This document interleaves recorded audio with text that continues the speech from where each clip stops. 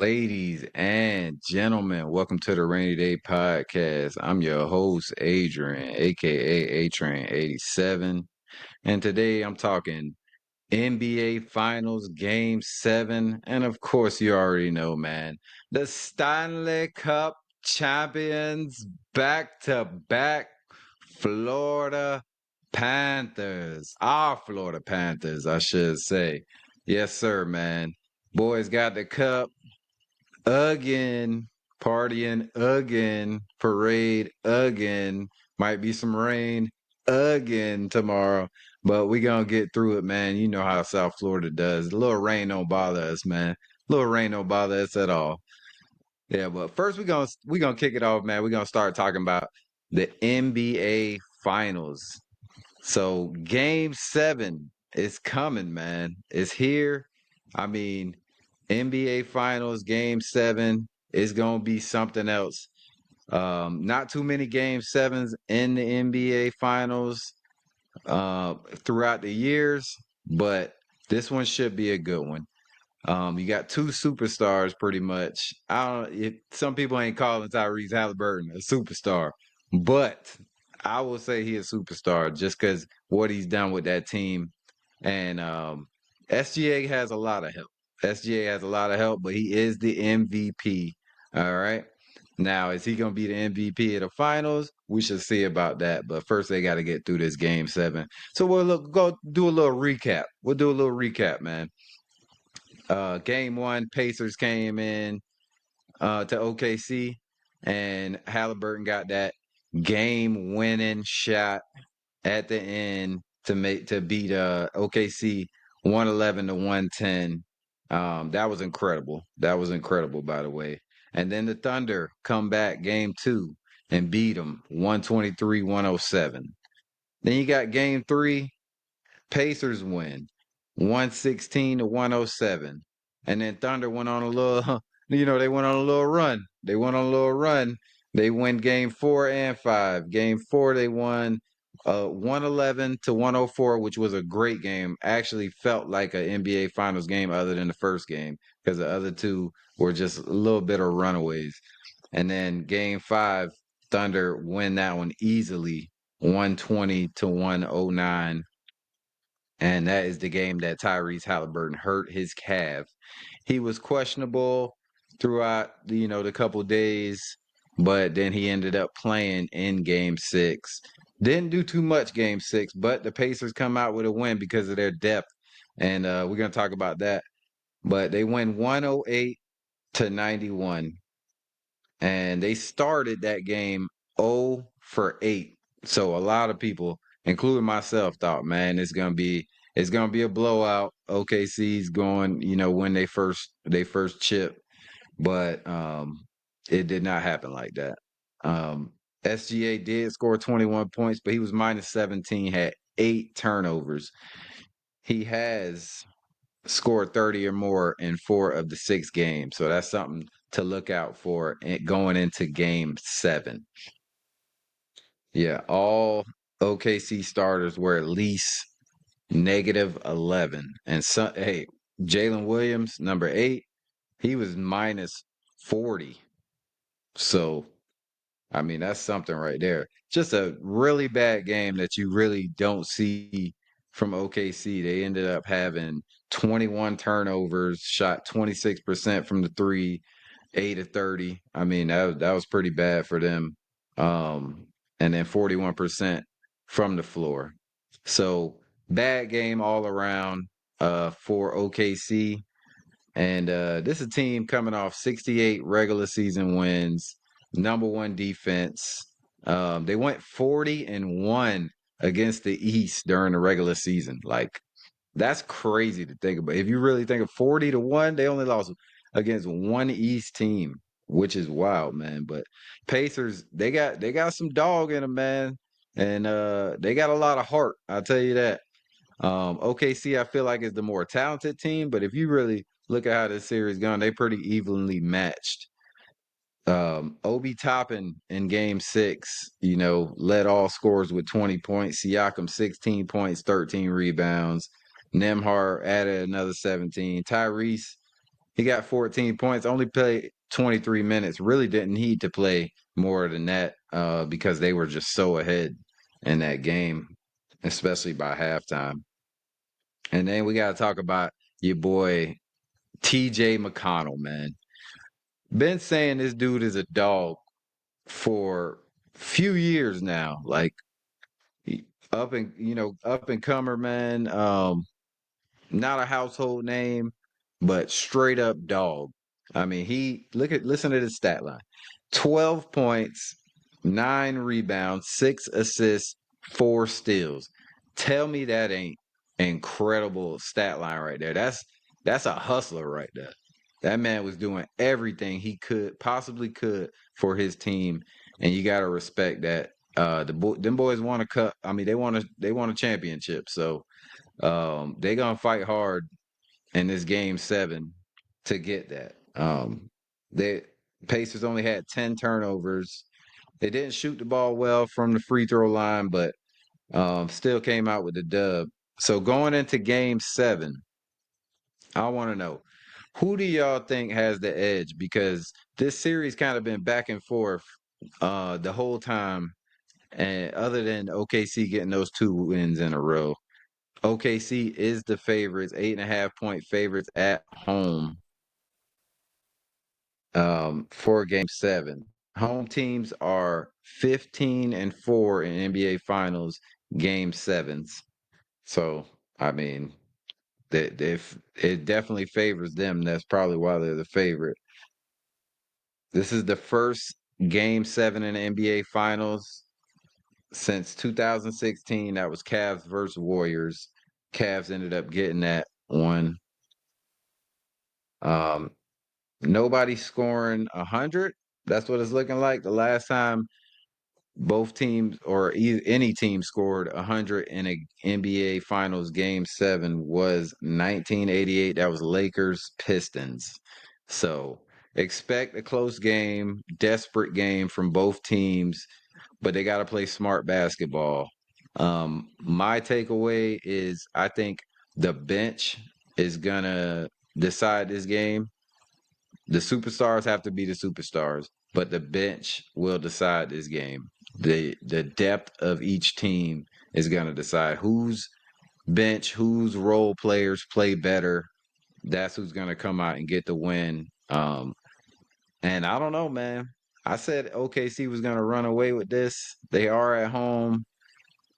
They are favorites, but I'm going to go with the Pacers to get the NBA championship in game 7.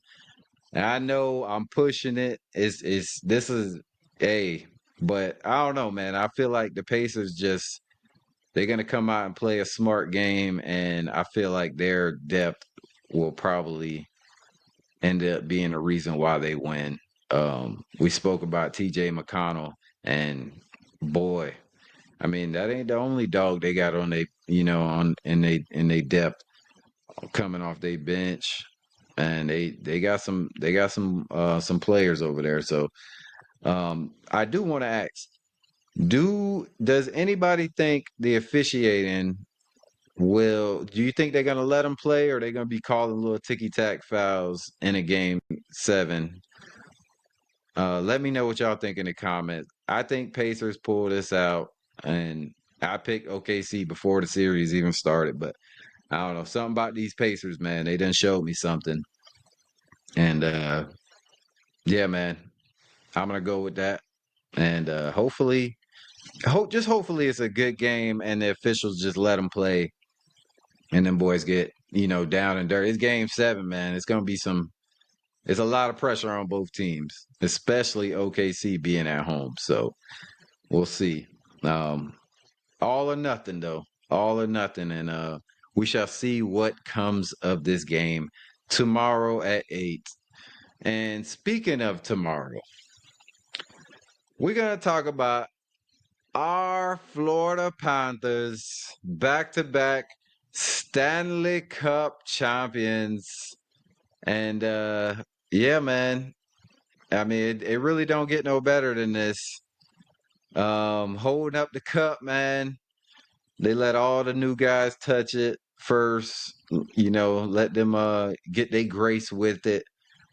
Dominant 5-1 victory to win the cup. 4 goals by Sammy Hitman Reinhardt. Only the 6th player in history to score 4 goals in a final. First time since 1957. I mean, what an incredible feat, even though two of the goals were, empty netters, but they were empty netters for a reason. Oilers pulled their goalie with 7 minutes to go in the third, which I thought was a white flag because I mean, you, they needed goals, so it's all good. When we got up 3-0, I was worried because the number 3 has not been our luckiest number, I would say, at all. It's just been, we get up 3-1 and then we get up 3-0. Last year, we got up 3-0 in the series and then they come back. So when we got up to 3-0, I was a little bit nervous. I ain't gonna lie. Going into the third, I thought, Oilers would have some magic, but they didn't. Shut them down. The whole game was complete domination. This whole series was really a dominant series by the Florida Panthers, and I just don't think Edmonton showed up. They stars definitely didn't show up, other than Draisaitl, the first couple games. But I mean, that was it. That was pretty much it. Kachuk with the goal in that game as well. Chucky just seemed like he got healthier and healthier throughout this playoffs, and it really showed in the last 2 series because he played some great hockey, man. We look like a wagon. We look like a wagon, definitely. Shout out Bob, best goalie in the world. Did Florida Cats and Dirty Rats last night, and we were having such a great conversation. I couldn't even get all my notes in because, like, pretty much put the notes aside because the great conversation me and Will were having. So shout out 305 Sports Now. Your boy Will Padron over there doing it big. Hope I said that right, Will. But yeah, man, we always have a great time on that, and look forward to continuing keeping that going for the future. And shout out Bobby Finn's Talk Sports Network, man, for giving even giving me the opportunity without even meeting me or even having a conversation with me. So just all on the strength of Will. So that's what's up, man. But Bobby just absolutely dominated this series other than the first couple games. Feel like Bobby always have those games where he got to find his stride, like, figure out what the other team's doing and then we can adjust. That's what great teams do, and that's what we did throughout the playoffs in general.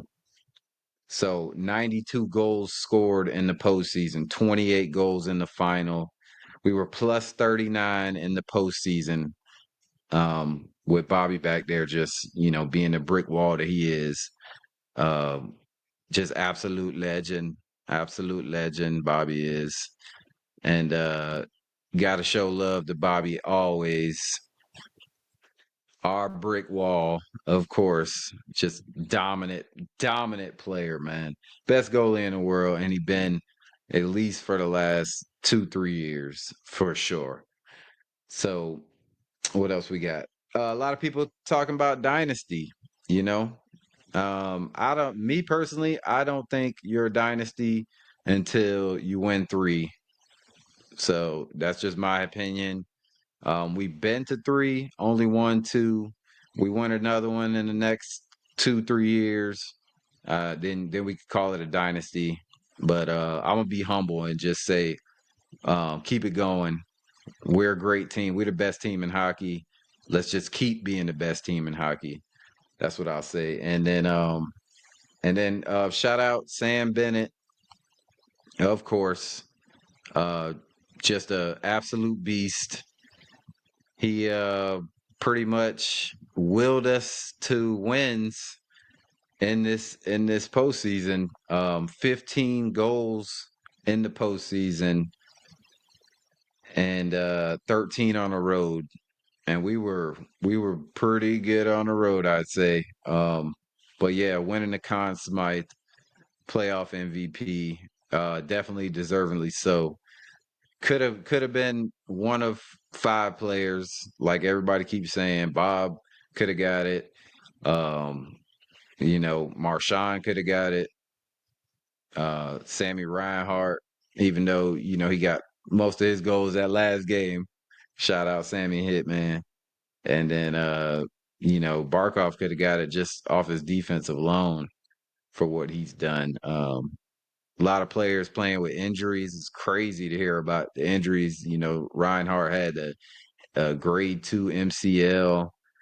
Barkov had the split hand, and then Kachuk had just pretty much had a muscle torn off his hip, off the bone, and then also hernia. So I mean, if anybody knows about these injuries, they are pretty serious. And he even said himself he was lucky to play, even get back to play in the playoffs. But that shows you all the hard work, dedication that this team has.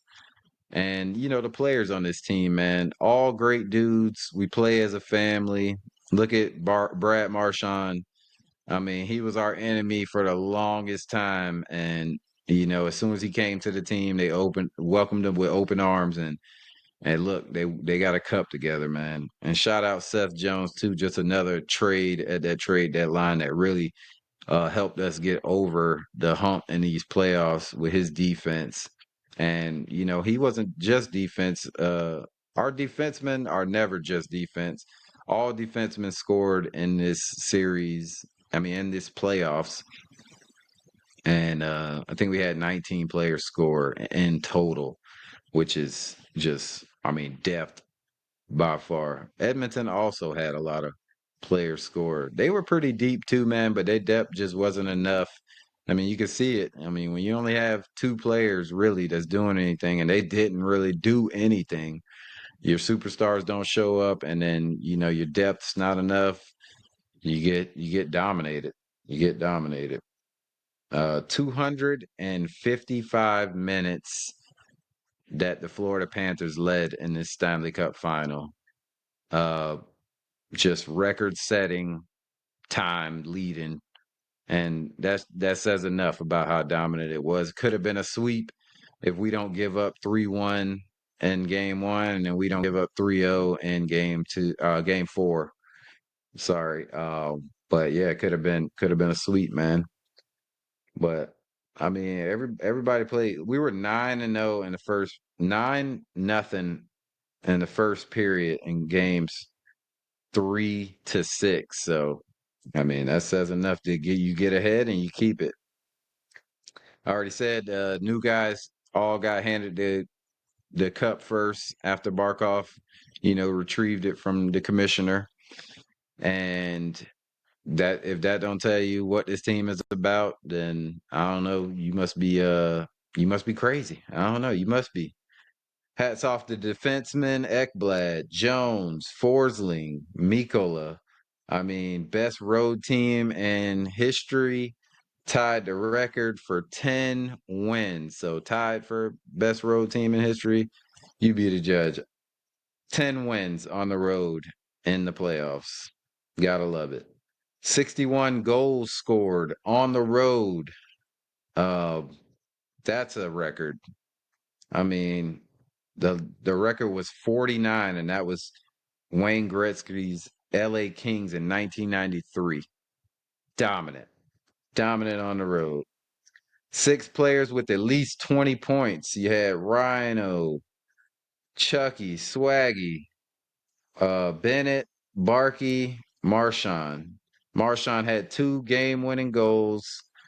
That third line, the Lundell line, him, Loserinen, and Marchand, 3 of the 4 best 5-on-5 producers were that line right there. So that lets you know a lot about that. And shout out to Paul Maurice, man. What more can we say about this dude? This dude came down here, changed the culture, him and Chucky, and turned his team into uh just a team of dogs and an absolute wagon. I mean, we literally have a chance to win 2 or 3 more cups the next couple years, man. It's crazy. And it's all because of Bill Zito.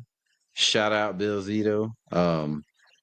Just putting together the team. And I just love this organization in general because they're all aligned. I say this all the time, but they're all aligned. And you don't get to 3 Stanley Cup finals. Hockey is a hard sport to play and a hard schedule to play, plus how tough the playoffs are. You don't get to that without having everybody in your organization aligned. And, it starts with Bill Zito building the team, Paul Maurice coaching the team, and then having the players on the team, willing to not have egos and not want to be the best player and just want to play as a team and as a family to get to this point where you can hoist back-to-back Stanley Cups. But first back-to-back winner since Tampa in 2020 and 2021. Third team to do it this century. Edmonton, I mean, Draisaitl, other than the first couple games, no show pretty much. Connor McDavid only 7 points in the series. They switched their goalie. That shows some uncertainty. You should have just rode with Skinner the whole way through. Could have messed with his confidence because then he came back and got dominated. Got completely dominated. And it ain't all his fault. It's never all the goalie's fault, even though they can be blamed and be at fault a lot for letting goals in, but it's also about how the players in front of them are playing. And if you're leaving people wide open and careless turnovers, then you make it really tough for your goalie to defend the net, and that's pretty much what happened there.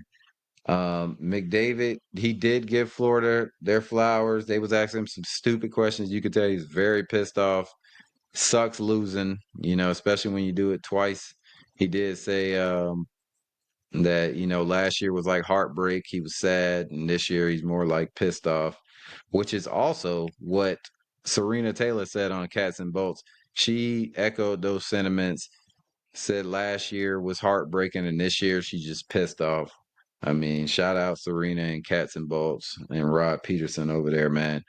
Great season by those two. Absolutely killed it, and can't wait till next season to see, what they do, man. They are Florida's #1 hockey podcast, so check them out. But yeah, he said Connor McDavid said, we're a great team, and he gave us our flowers. He said the Four Nations tournament was the best hockey he's been a part of, and that this series against Florida, probably both series too, to be honest, he said was a close second. So, Canada did win the Four Nations tournament, but we still got the cups. So let me know what y'all think. Dynasty or not? I know a lot of people got different opinions. My opinion, you got to win 3.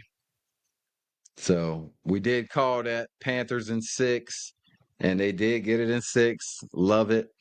Love everything about that. Put some money on my books. But great series overall by the guys. And now them boys are just partying their ass off.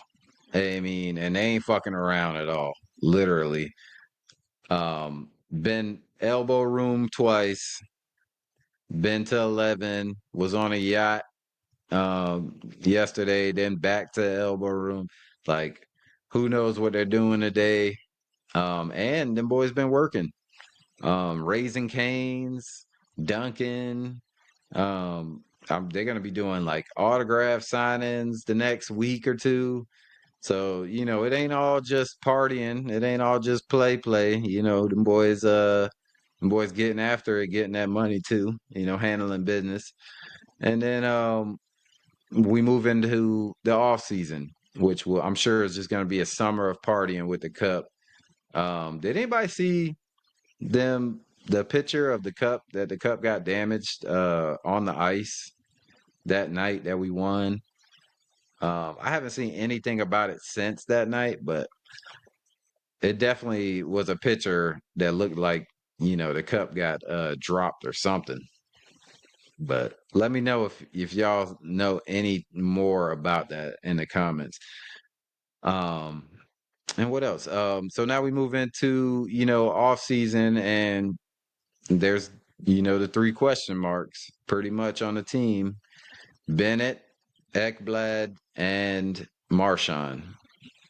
It feels like both Marshawn and Bennett said they're not fucking leaving. Quote unquote, I'm not fucking leaving. Both of them have said that in the past couple days. And them boys been a little drunk now. Them boys been, they've been going through some alcohol, running through it, and they deserve it. They deserve every bit of it. Shit, you win 2 Stanley Cups, you go for a good month. You just go ahead and bit of a runaway, as the Canadians like to say. Um, and then you got Ekblad, who a lot of people said at 11 he kind of gave a farewell speech, but then he had a press conference, I believe, earlier today, where he said, they're talking, and he said, sometimes things come down to the last minute here, that he wants to be here, and all that good stuff. So I think Bill Zito is a good enough GM, a great enough GM. Dude's a genius, really. That he can get all three done.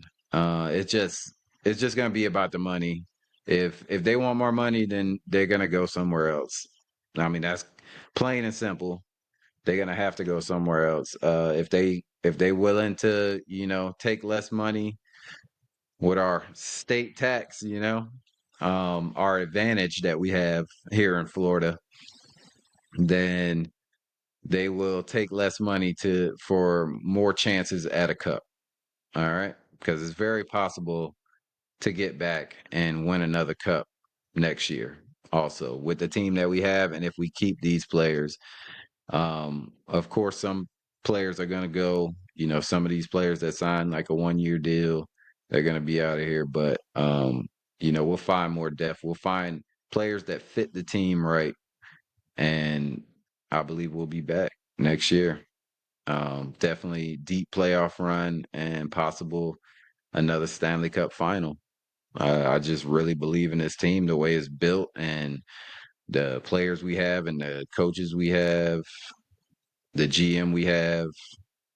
This team's built right, and it's built for to sustain. So, yep. And other than that, man, we just got a parade tomorrow. It's gonna be hot, and it's probably gonna be wet. Hot and wet, just like we like it.